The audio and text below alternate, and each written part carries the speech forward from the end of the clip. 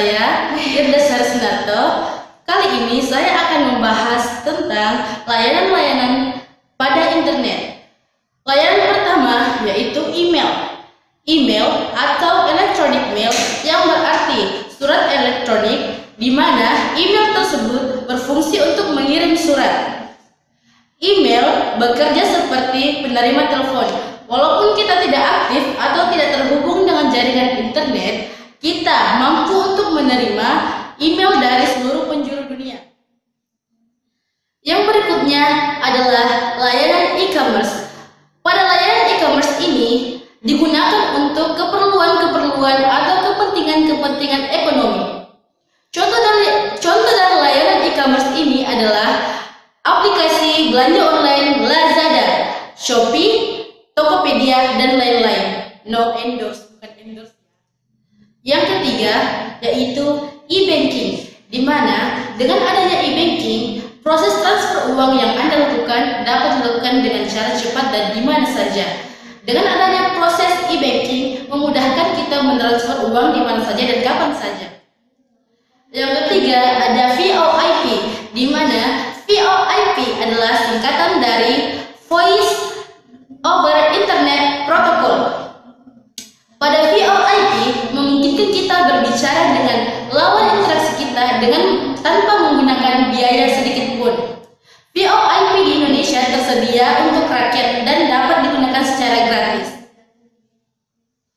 Yang selanjutnya ada MyList atau mailing list, di mana layanan internet ini digunakan untuk berdiskusi atau sebuah kumpulan organisasi.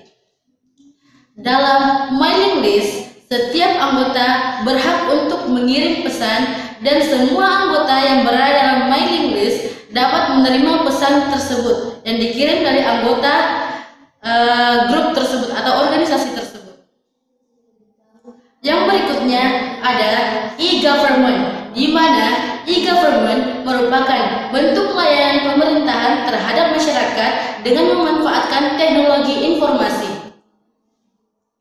Oke, yang selanjutnya adalah e-learning, di mana e-learning adalah sistem pembelajaran elektronik di mana siswa dan gurunya berada di suatu tempat yang berbeda, tetapi e-learning mempunyai dampak negatif, yaitu mengurangi interaksi siswa dengan gurunya. Oke, dan yang terakhir adalah sosial media. Sampai sekarang siapa sih yang gak kenal dengan sosial media?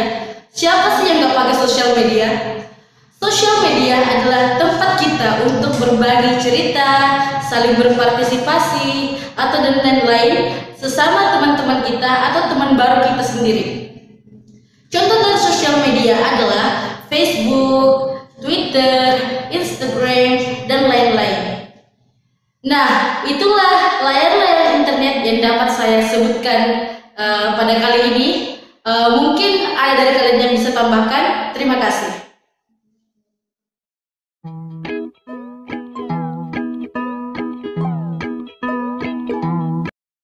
Perkenalkan, saya Nursyela. Di sini saya akan membawakan materi tentang cara memperbaiki internet yang lemot di HP. Seperti yang kita ketahui, internet yang lemot memang sering menjengkelkan, apalagi kalau sedang seru-serunya browsing. Nah, di sini saya akan memberikan beberapa cara untuk memperbaiki internet yang lemot di HP. Salah satu caranya yaitu pertama, putus koneksi VPN. Jika kamu menggunakan VPN, kamu perlu menghapuskan koneksi selama beberapa saat, lalu sambung ulang. Biasanya akan terlihat perubahan koneksi internet di HP kamu. Yang kedua, hapus cache. Cache yang menumpuk menjadi beban dan performa ponselmu menjadi berat. Bersihkan cache secara rutin minimal seminggu 1 kali untuk menjaga performa ponselmu tetap baik dan koneksi internet pun lebih lancar. Dan yang terakhir itu adalah hapus aplikasi yang tidak penting. Meskipun jarang kamu gunakan, terkadang beberapa aplikasi masih memberatkan ponselmu. Oleh itu, hapus jaringan aplikasi yang kurang penting dan tidak pernah kamu gunakan agar memperlancar performa ponselmu.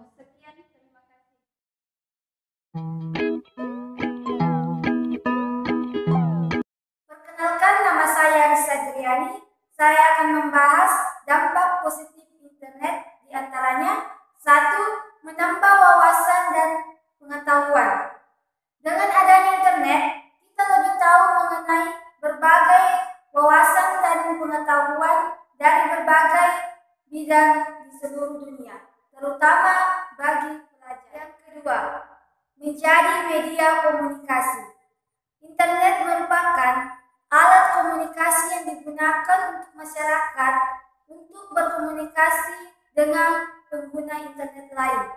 Contoh aplikasi chatting seperti Facebook, Twitter, Line, BBM. Yang ketiga, mudah melakukan bertransaksi dan berbisnis.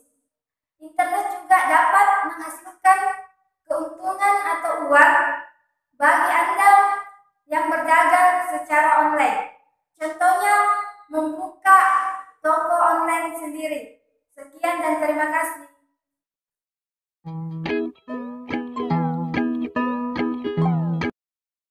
Perkenalkan, nama saya Sri Ayu. Tadi teman saya sudah membahas tentang dampak positif dari internet, dan sekarang saya akan membahas tentang dampak negatif dari internet. Di antaranya adalah yang pertama, kekejaman. Di internet, orang bebas menyebarkan segala sesuatu, baik itu dalam bentuk informasi, ajakan, dan provokasi yang tidak baik. Misalnya saja tindakan kekejaman, di mana banyak orang yang terpengaruh akan segala sesuatu yang mereka lihat di internet. Di antaranya, soal tindak kekerasan dalam bentuk video yang ditonton di internet, membuat kita terpengaruh untuk melakukan tindakan kekerasan juga. Yang kedua, kasus penipuan. Kasus penipuan merupakan dampak negatif yang terbesar, di mana banyak sekali kasus penipuan yang terjadi di internet. Salah satu contohnya adalah penipuan online. Nah, maraknya tindakan penipuan tentu harus segera dicegah agar internet dapat selalu positif untuk kita di era teknologi digital seperti ini. Dan selanjutnya adalah pornografi. Internet menyediakan berbagai informasi, berbagai konten menarik yang dapat diakses melalui berbagai media di dunia nyata. Namun tidak semua konten bersifat positif. Terdapat banyak konten bersifat negatif, misalnya konten pornografi. Dengan semakin banyaknya pengguna yang mengakses konten pornografi, penyedia konten pornografi akan semakin marak. Demikian tadi dampak negatif internet yang saya jelaskan.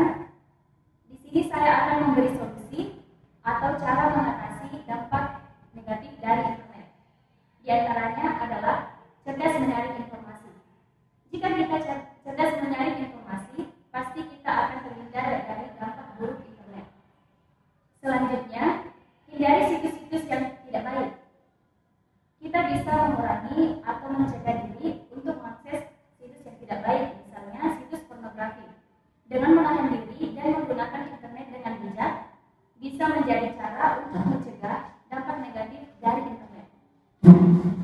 Itulah tadi jawaban dari pertanyaan tentang dampak negatif dari internet.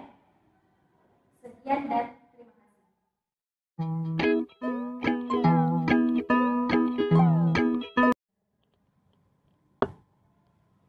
Perkenalkan, nama saya Emawati. Saya akan membahas tentang manfaat internet. Yang pertama, memperoleh atau mencari informasi melalui berita atau artikel. Yang kedua, berkomunikasi langsung dan tidak langsung melalui surat elektronik, percakapan, video konferensi. Yang ketiga, jual beli barang atau jasa. Sekian dari saya. Terima kasih. Nah, itulah tadi jawaban-jawaban dari pertanyaan-pertanyaan yang sering timbul dalam materi pengenalan internet. Terima kasih dan wassalamualaikum.